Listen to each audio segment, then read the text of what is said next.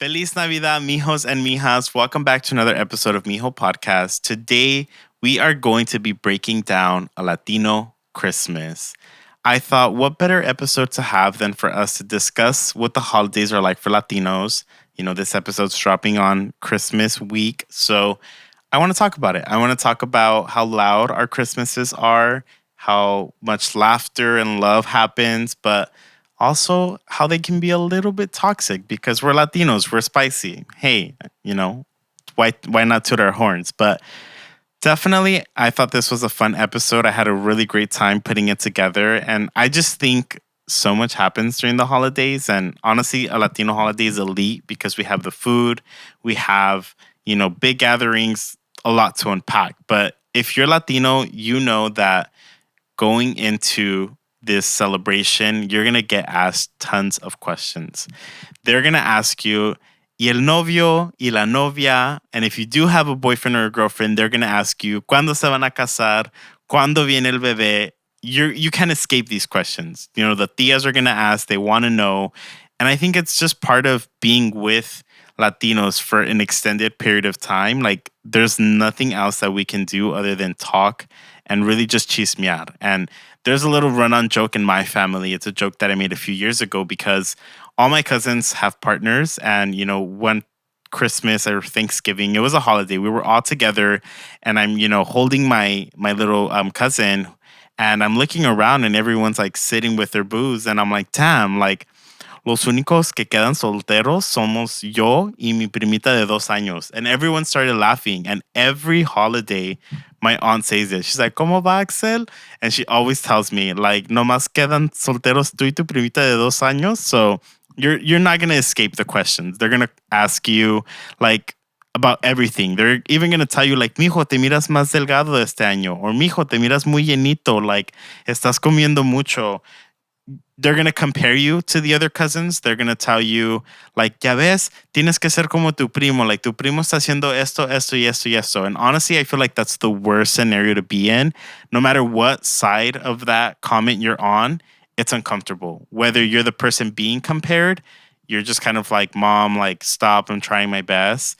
Or if, you're the other person, then it's kind of like you're in an awkward position because you know how it feels to, like, be on the opposite end and you're kind of like, whoa, you know, my accomplishments shouldn't set the standard, but for some tias, they do. And, they're telling the other cousins, like, ya ves, like, tu primo se graduó de la escuela y tiene una carrera. And, like, it's just awkward and it's tense. But honestly, there's even like the messy family, the family that gets a little tipsy after one or two drinks. And then that's when, like, the disagreements come out. That's when politics comes out, or you just have a bunch of people together in like one space. The older folks typically have more of a traditional mindset.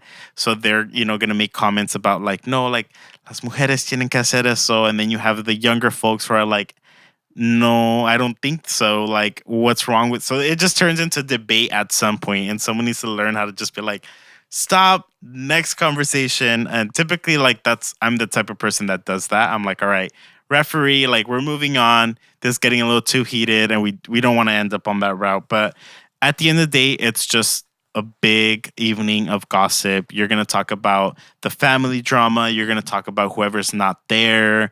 The kids of so and so did this or dropped out of school, or so and so got arrested. Like, there's so much that's going to be discussed. And honestly, like, it's your stereotypical Latino gathering, if I'm being honest. But I also wanted to break down like the foods and just how we really do Christmas, at least in my experience as a Latino. And these are my unasked for Latino holiday opinions. First and foremost, Christmas Eve. Latinos celebrate Christmas Eve, not Christmas Day. And I don't know why it is that we do this, but we get together on Christmas Eve and we make dinner. We get together for dinner and we wait till 12 a.m. to open the presents.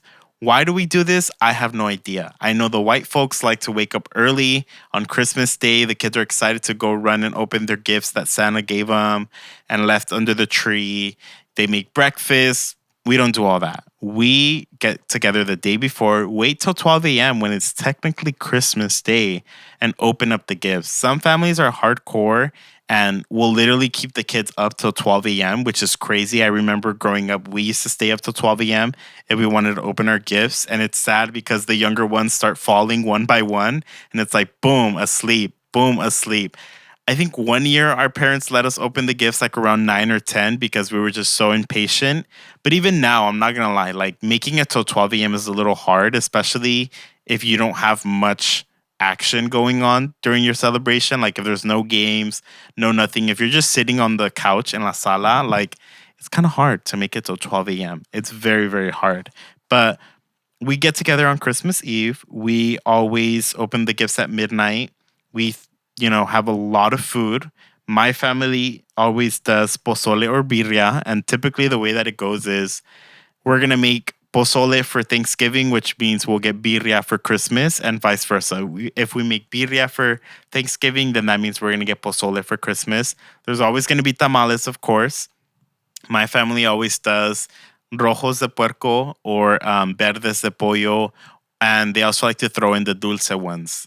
I'm pretty sure all Latinos know that there's dulce tamales, but if you do not know, there are tamales that are sweeter. They're more like dessert vibe. My family likes to make the fresa ones. They also like to make the elote ones, which are really good. I really like the elote ones, especially if you put it like on the skillet for a little bit so you can get toasty and crunchy on the outside or crispy on the outside. Chef's kiss. But we're always going to have tamales. I personally feel like the sweet tamales are a little overrated. I just think for me, like in my brain, the concept of like a tamal being more dessert vibe is not it for me. Like I want to full on go for like los tamales de puerco, or de queso, or de pollo. Like mostly, I'll be frank, like I go after the tamales de puerco, and then I'll probably have like one de queso just to satisfy the craving. But other than that, like I can probably take a little nibble of someone else's like dulce tamal because it doesn't float my boat, but my family loves it. So, hey. Champurrado, my family likes to make champurrado. Someone will always make champurrado, whether if it's my grandma or my parents. I grew up with chocolate abuelita, like that version of champurrado. And I know there's Ibarra as well, chocolate, which has become such a debate in the Latino community. I think I've tried Ibarra maybe like once or twice in my whole lifetime, and I honestly don't remember the taste. But it's said that Ibarra's the OG in the game, and Abuelita was kind of like the copy of it. And if you really want the authentic taste, like Ibarra's the way. And I have seen TikToks of Ibarra being a little bit more like straightforward with their ingredients. And Chocolate Abuelita, of course, it's owned by Nestle, so it has like all these other crazy stuff in it. But I grew up with Chocolate Abuelita, so that's the route that I like to take, and my family likes to do that too. But I think just traditionally, like Latino families get together in big gatherings. Everyone and their third uncle is going to be there. Some families are bigger than others. I know growing up, it was always like getting together with all the tias and tios and all the cousins. I know I have some friends who they even do like second and third cousins. So it's like even bigger. And then I think for the past few years, my family's been doing more like immediate family. So it's really just like us immediately. And then, I'll jump over to like other people's houses just to celebrate with them because they'll invite me.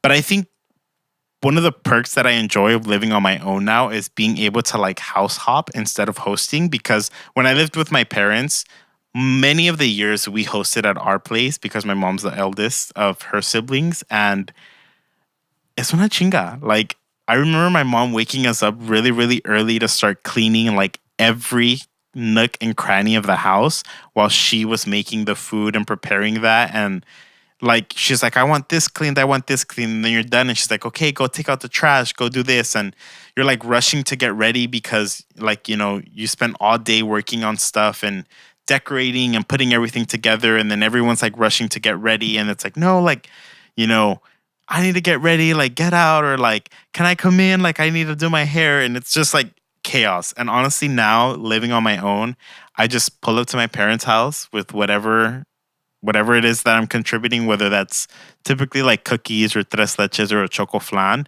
I pull up with my little dessert, eat, spend some time with my family. We crack into the dessert, and then I'll jump over to my aunt's house, do the exact same thing there, and then by the end of the night, I'm back home, and that's it. I didn't have to go crazy cleaning my house, or I didn't have to go crazy, you know, having all these people over and having my house be like a wreck after. It's like honestly the perfect thing ever, being able to house hop. And don't get me wrong though, in the future I do want to host like Christmas because I love all that stuff, like decorating the house and all that. Like that's so my jam. But I think once I'm like in a bigger like place, like an actual house, I think that'll be like my jam. But for now, I'm enjoying it. I love it. I love it. I wake up, like I sleep in, I get to go get a coffee, and then I come back, and then I like start baking, and then I'm like ready right on time, and I'm like, that's it, living the life. Um, but yeah, I think also one of the notes that I made, it kind of just caught me off guard, but it's so random. Matching pajamas. I remember like I remember why I put this note on there. Personally, me, our Latino family isn't really a fan of matching pajamas. Like Christmas for us is like a runway. Like you have to wear your best of your best outfit. Even if you're gonna sit on the sofa, like you're in, a full on button up. I think the past few years we've relaxed a little bit and it's just like a cute little outfit. But growing up, it's like everyone's matching. So it's like me and my brother and my dad had the same shirt, and like my mom's wearing like the same color dress as like my sister, and we're all like color coordinated, and it was like a whole show. And I feel like that's part of like a Latino Christmas, is like matching pajamas really aren't a thing.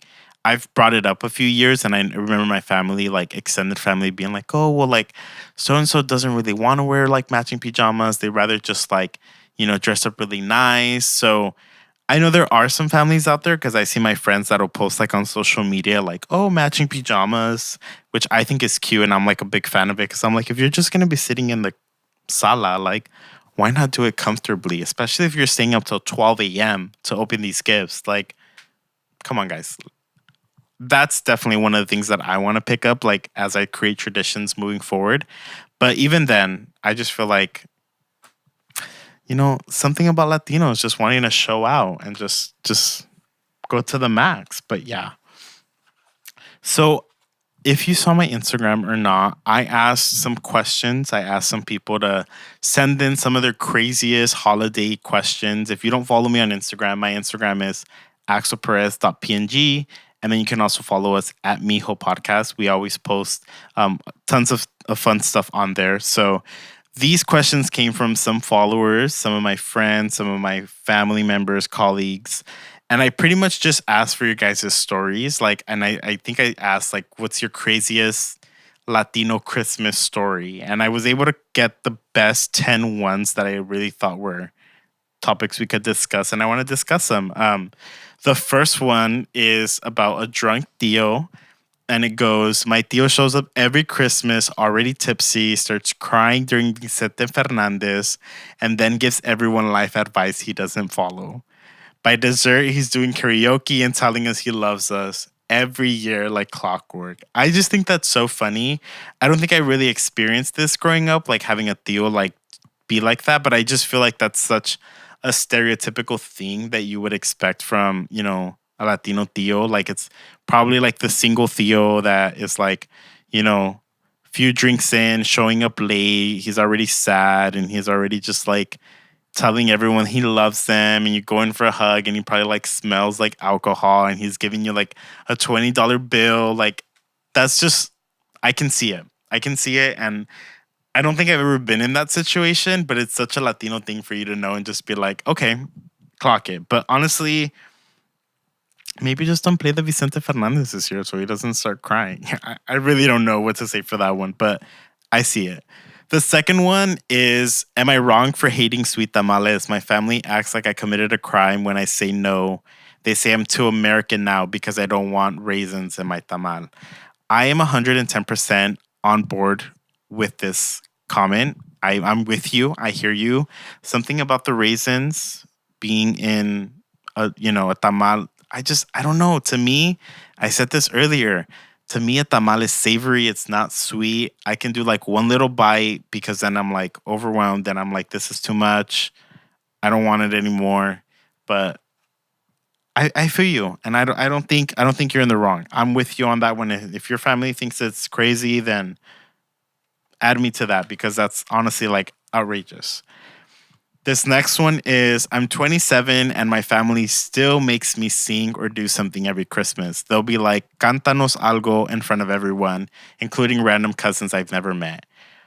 I feel like I've come across this scenario before, like at family parties and stuff like that, or like parties that we've been invited to, but I feel like that's part of it. Like if you have a talent of some sort, like Latino families are so proud and they will literally tell you like, "Mija, like ven y bailanos like lo que bailaste en la escuela." Like, "Oh, mi niña es una cheerleader." Like, "Mija, ven y like enséñales los videos." Or especially if you could sing, like, girl, that's free entertainment right there. And depending on what you sing, if you sing Spanish, mariachi, whatever it is, like I've seen videos on TikTok where it's like the cousins are singing because they know how to sing. So there's no escaping that. I feel like you're just going to be randomly the act for the rest of your life. So better just start practicing some holiday music before you go to the function because, I mean, they're just proud of you. They're proud of you.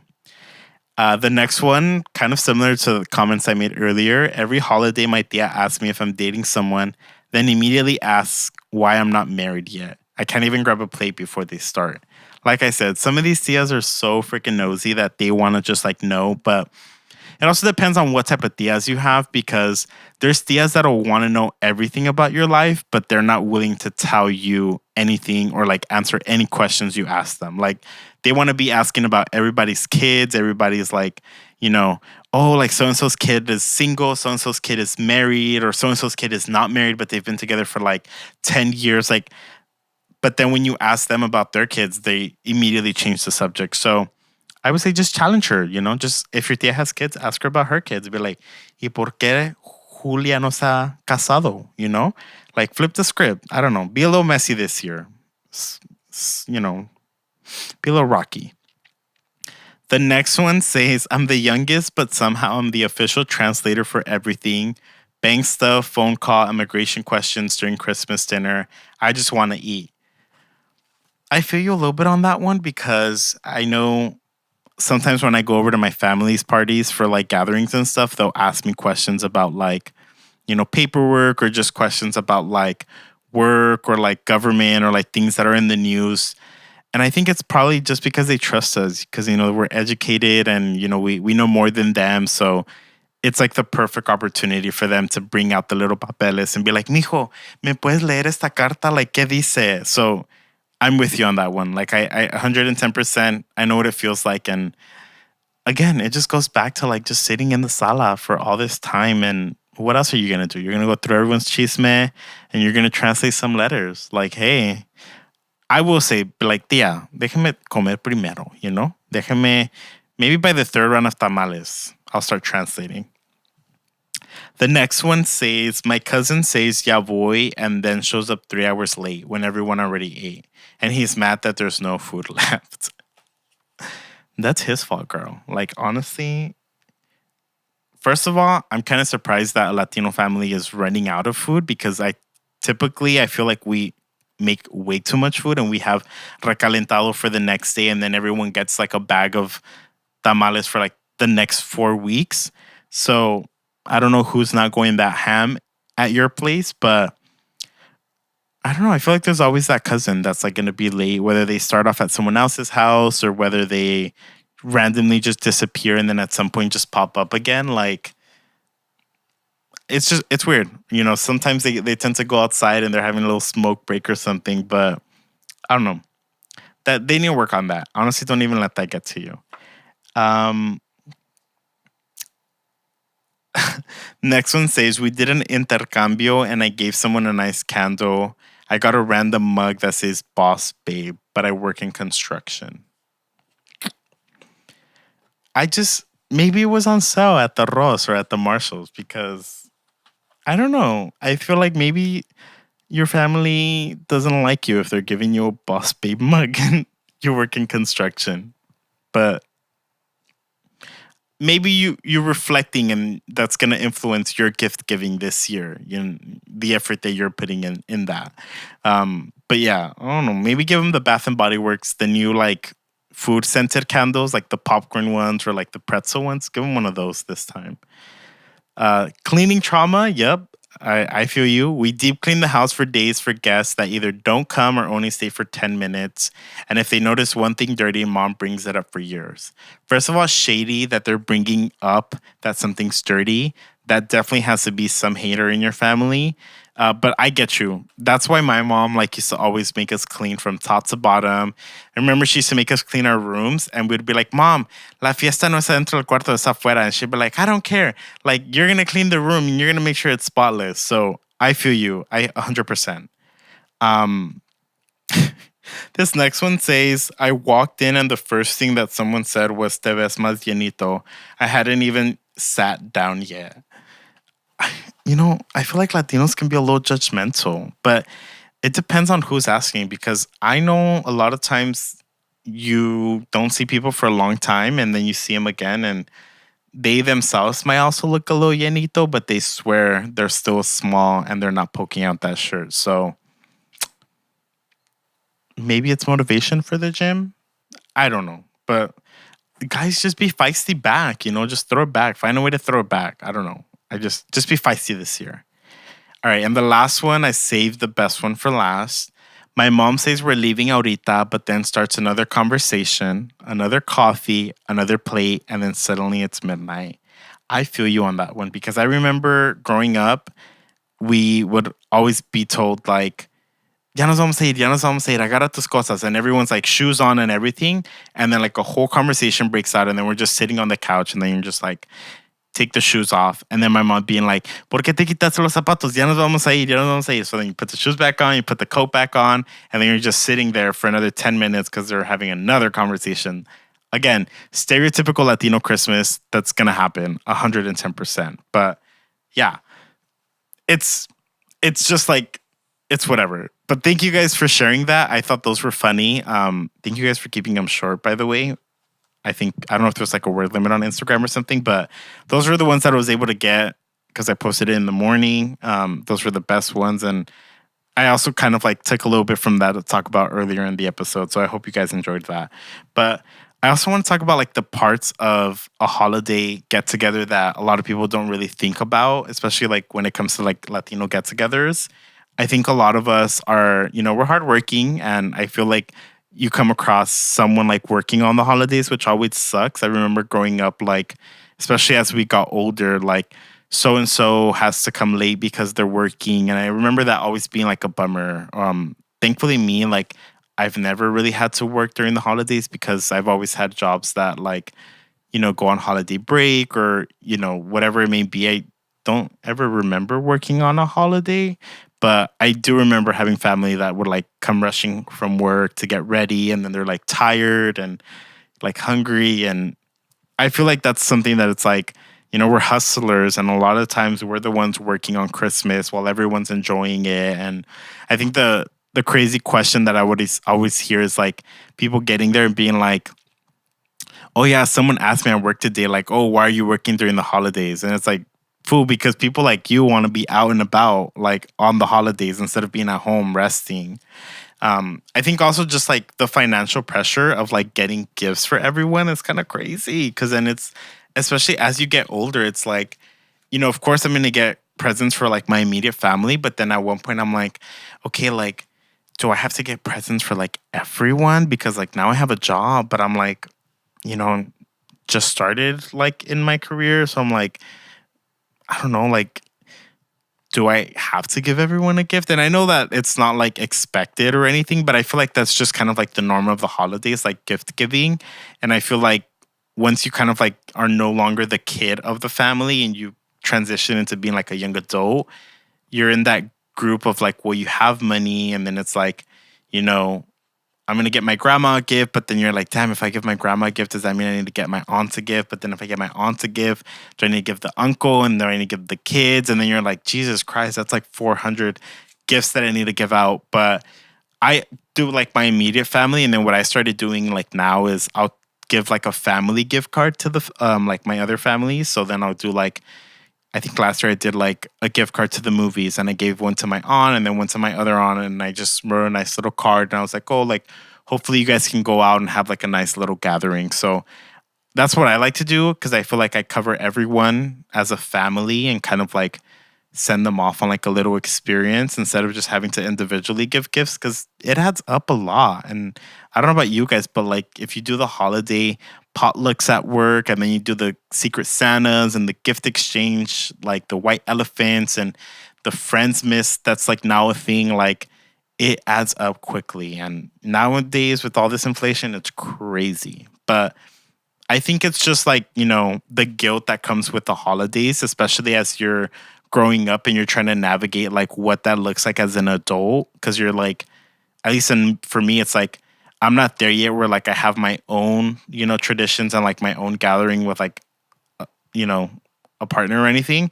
I'm also like, young enough to like still, of course, be at home and everything. So it's like that weird limbo of like, everyone's inviting you over and like my aunts are like, oh, come over. And then, my friends are like, oh, you should stop by. And then I'm like, oh, like, do I do like an hour at everyone's house or do I like turn someone down and just like spend more quality time? So I think that's also like things that you really don't think about like growing up as a kid because you kind of just follow like your parents and wherever they go. But I think the nice thing about like being a young adult is like starting to create your own traditions. And I think for me, it's like, little traditions of like just baking like the exact same cookies that everyone likes every year and like thinking of traditions ahead of like doing a holiday card every year. Like I want to be that family that sends out like holiday cards to like all the friends and family and everyone's like waiting for the holiday card. Like those are like things that I want to do where it's like, oh, like I know some people's traditions is like to get a real Christmas tree every year and like set that up. So I think it's like interesting to kind of like, you're as a young adult, you're starting to come into like your own adulthood and you're starting to pick up like things from your childhood and saying like, okay, I want to take this tradition with me because I loved it as a kid. And then you're maybe like, maybe I don't want to do that. Like, so, I think one of the things that I definitely want to do whenever I host Christmas is like games. There's so many games out there and I come from like ASB in high school. So like spirit rally games, I'm like, dude, like there's the, the bows blindfolded on your head to see like who can get the most. Like, I'm like, I want to do all that because I feel like growing up, the one thing I hated was like being bored at Christmas and like not doing anything. And you would suggest like, oh, mom, we should have games. And they're like, I know, like, no, like, no, we don't have time for that. So I don't know. I just think it's interesting to see how the holidays change as you grow older. I think the one thing that you'll never ever get back is like that spark of like the holidays, like when you were a little kid. I remember like last year I was kind of like, oh my God, I thought Christmas was like more, warm and like more crazy. And I think it's just different because when you're a little kid, everything is like grander, right? Like the decorations are like amazing and like the house is being lit up. And I feel like now I drive by and I'm like, damn, like not that many houses are decorated. Like I remember as a kid, like everything was colorful and everything was like red. And it's just different like when you grow up because you're more like cognizant of like your surroundings and situations. So I feel like it's different, but I think it's interesting, to see what you miss and like what you're gonna take forward and what you're gonna leave behind. But yeah, I think that pretty much takes us to the end of this episode. Thank you so much for those of you that shared your stories. I know they were quick, they were fun. I know things that we talked about earlier on in the episode, so I really appreciate that.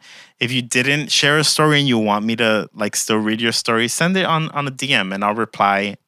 Trust me, I love to like watch these little stories roll out. So let me know what it is that's going on or what your hot take is. Do you like the pozole verde or rojo? Like whatever you felt you resonated with on this episode, let us know on a DM. We'll respond. But at the end of the day, just thank you so much to everyone who tunes in. I think our community is slowly growing, but I'm very, very grateful for everyone that listens, that gives it a like, that shares it, and everyone that just kind of like is believing in our community that we're building and the movement that we have going on.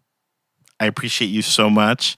And I think this is an amazing venture that we're going to bring into 2026. So tag along, a lot of ideas in mind, but no matter how loud or messy your celebrations are, that's what makes them special. That's what makes them a Latino Christmas, a Latino holiday, and it's what makes it home. So happy holidays to everyone. Make sure you guys get some rest. Make sure you have tons of yummy food. You know, make new traditions. It's never too late to start, and really just have a great and amazing holiday season. And Happy New Year. Bye, everyone.